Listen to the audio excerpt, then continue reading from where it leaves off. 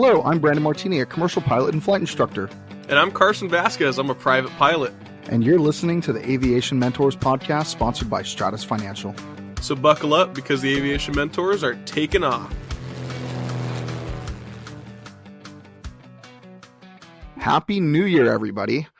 As the new year approaches, many of us are starting to think about the changes we want to make in our lives. As pilots, we have a unique set of challenges and opportunities that we can address through all of our resolutions. Depending on who you are, you may set resolutions, you may not set resolutions. You just want to be a better person in the next year. And today we're going to talk about some of the things that Carson and I both want to do to be better people and be better pilots in the next year.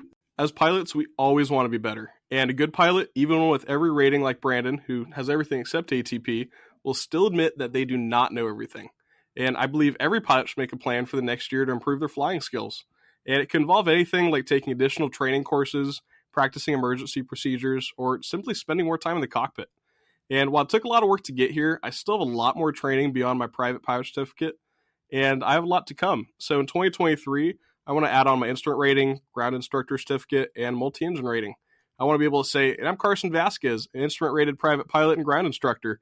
To our intros. Brandon has a couple extra things, and I want to add on some extra stuff to mine. So, Brandon, how do you plan on improving your flying skills in 2023? So I want to do quite a few things. In 2022, I went and took my CTP course in Dallas, and that's the first requirement to go get your ATP. So I definitely want to get ATP multi-engine, which is why I went and took that course, the requirement course. So I need to go past my ATP written still. I should have that done probably any day now. I've been kind of chipping away at Shepherd Air quite a bit, kind of every night, but I just absolutely hate these written tests, just like most of us do. I've been trying to get it done, but my eyes glaze over after like 5 to 10 minutes of reading these horrible questions. So I want to get my ATP multi-engine rating, which I can do pretty quickly. I've already trained several ATP students, kind of with aircraft familiarization, because there's no real sign-off needed for an ATP check ride. But I've done that quite a bit in the past, and I want to finally have my ATP rating. That way I don't kind of feel like a fraud. I know all the stuff for ATP rating, I just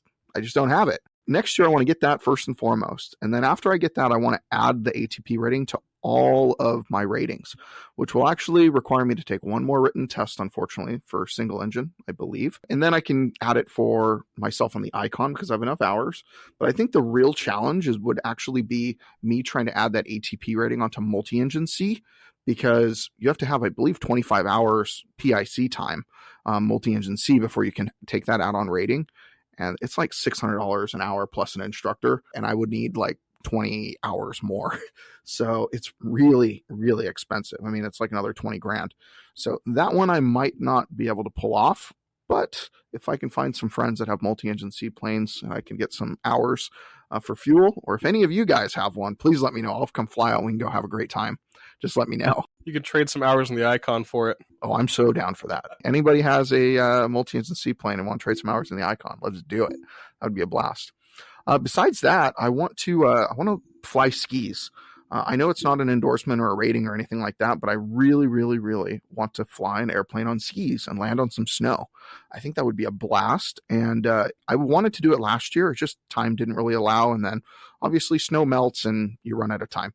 So I'd like to do that. And I believe that spring is the time to do it, but I need to double check that. So this podcast is a good reminder of me needing to check and see when ski season is for airplanes, because we don't have a ski season in Southern California. We barely have winter here.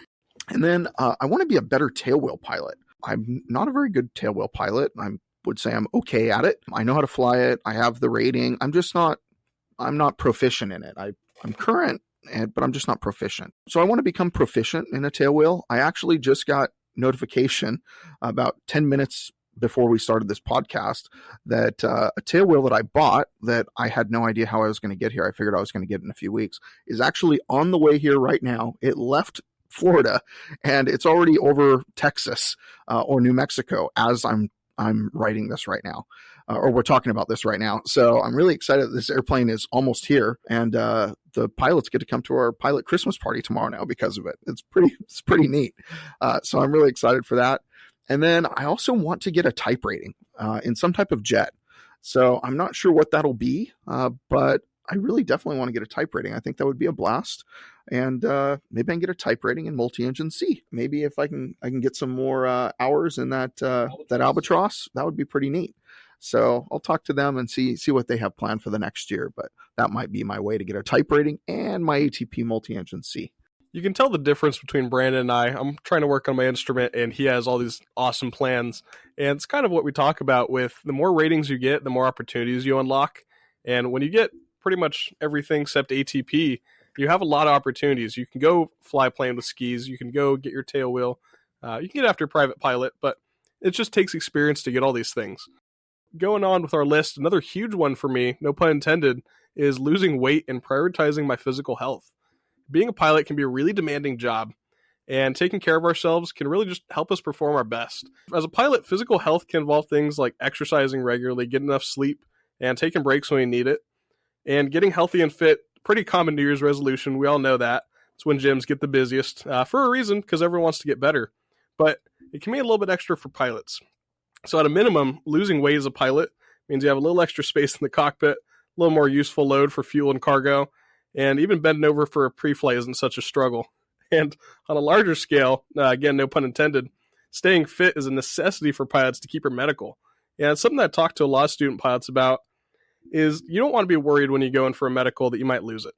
So because staying healthy can ward off a lot of cardiac issues, diabetes, even vision problems. And all these things are stuff that you have to avoid to maintain your medical and stay in the air. So I know my goals are going to the gym, as often as I can in 2023. I've already started now. But what are your physical health goals for 2023, Brandon? Well, I've got a couple of them, actually. As you know, I work a ton, and I always give the excuse that I never have time to go to the gym, which, to be honest, I probably don't, but I just have to make the time. Just if you want anything in your life and you want to make the time to do it. During 2020, I gained like 25 to 30 pounds, so I definitely want to get rid of that for sure. Just stress and stress eating and stress drinking wine because there's nothing to do in the world. Those things just happened in 2020. And since then, I eat a little healthier, don't drink as much wine because there's no pandemic, which is nice, right? But I want to get rid of that 25 to 30 pounds, that's for sure. And I think I want to go to like a boxing gym, actually. I want to learn to maybe do some boxing. And I just feel like it's something I don't know anything about.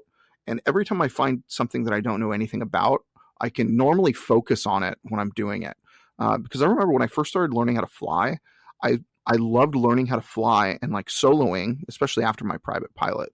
I loved going up in the pattern just at night after like the most stressful day at work, which that's maybe contradictory to the I'm safe checklist, but I would go after work and I would just go for a couple laps in the pattern by myself. I wasn't going with anybody. I was just by myself, and it was either at dusk or just at night. The moment I got on the ground, I felt just freed. I felt like my mind was freed. I felt like my body was de-stressed. I felt all these things, and it was like my stress reliever, which in a good way, that was kind of my medicine for whatever the day brought in. So I think that maybe going to like a gym and a boxing gym at that would give me that new sense of, hey, I don't know what I'm doing, so I'm going to have to focus here, and I can release the stresses of the day. So I think that would be a really neat thing for me to do, and I think it would make me lose weight pretty quick because every boxer I've ever seen is like dripping sweat. So therefore, they're burning some calories, and they're moving around fast, which is really neat. And also to keep your, I'm the older I get, the closer I am to needing to get a new medical once a year or once every other year, depending on what I want. So I don't want to have to worry every time I go to get a new medical.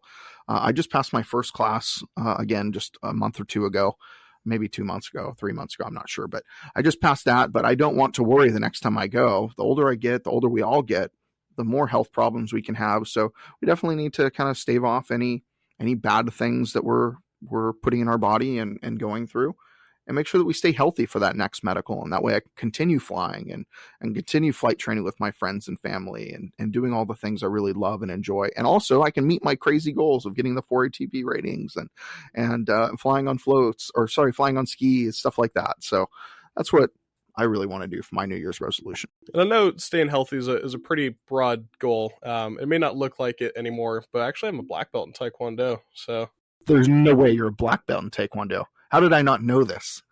This is news to me. I mean, I've known Carson for several years now, and I had no idea he knew how to fight. Like, now I'm a little more afraid of him. I wasn't afraid at all. Now I'm afraid of black belt in Taekwondo.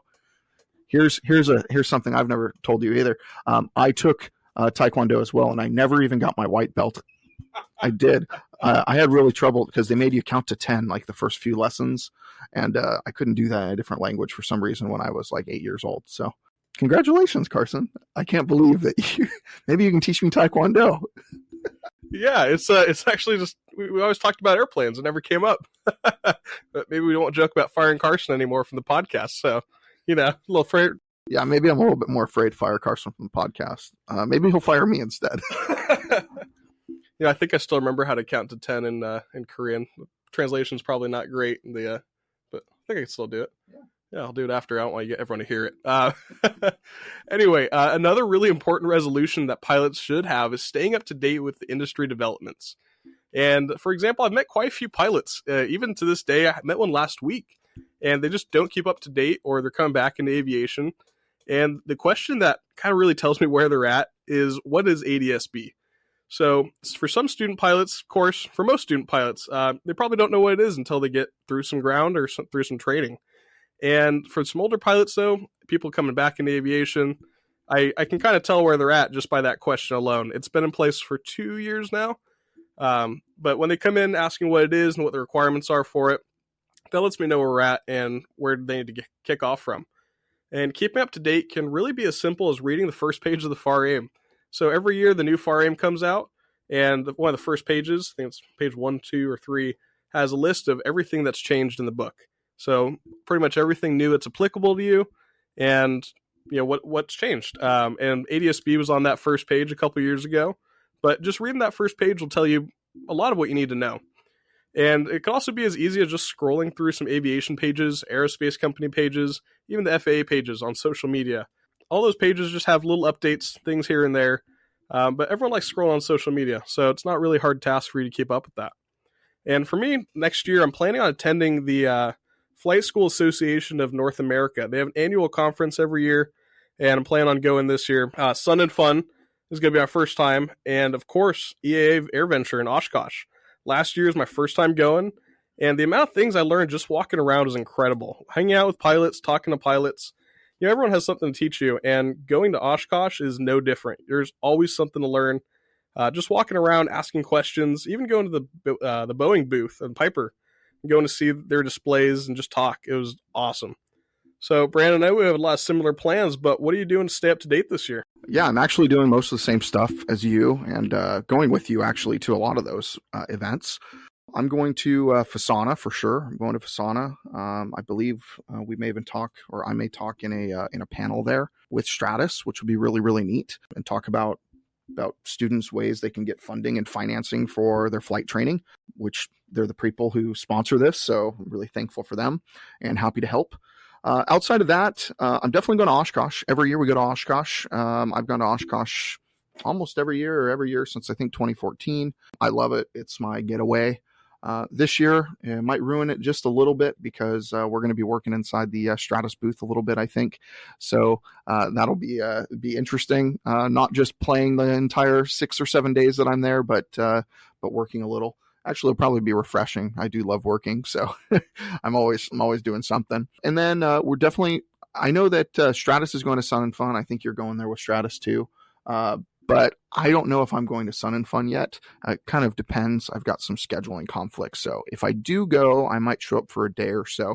But I'd love to go catch up with a bunch of my friends. And I know my buddy Mike Harris, who's got the Why We Fly podcast. He normally goes, and he's got a bunch of friends there. So I'm hoping I can connect with him there as well. It'll be a good time. Outside of that, I want to get more engaged with some other organizations like AOPA and EAA. I want to really get engaged with them and kind of make a brand presence for myself and our podcast in addition.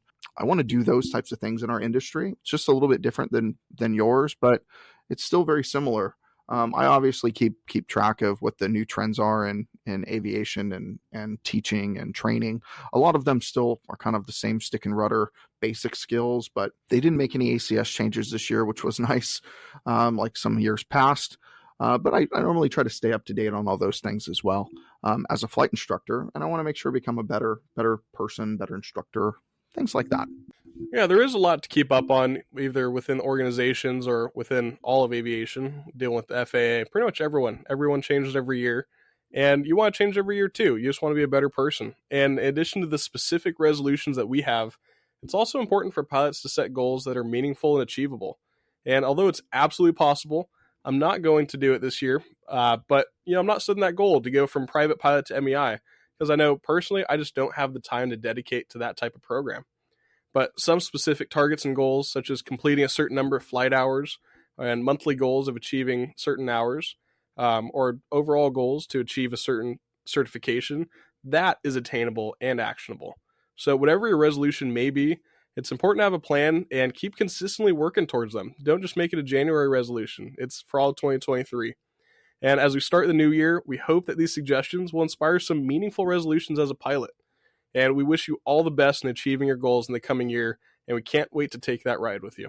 Absolutely, Carson. A lot of those things are actionable and attainable. Whenever I start out with something new in the new year or new month or new project, whatever it is, I use something called a SMART goal.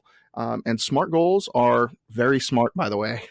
They're specific, they're measurable, they're achievable, they're realistic and timely. If you set a goal that's a SMART goal, there's no reason why you should not achieve it, because you already have everything you need, and you've already thought through that goal and why it's attainable. Can it be what's called a BHAG, a big, hairy, audastic goal? Yes, it can, but you can make it happen. So go figure out what your BHAG in aviation is and go make your SMART goal and become a better person and better pilot for the new year. 2023 is going to be a fantastic one. If you'd like to reach out to either one of us, you can reach us at Twitter or Instagram. You can reach me at Mr. Martini Guy, or you can reach Carson at Carson_AV17. And as we wrap up for the year, remember, we're here to guide you in your aviation journey. So fly safe and enjoy the ride. See ya.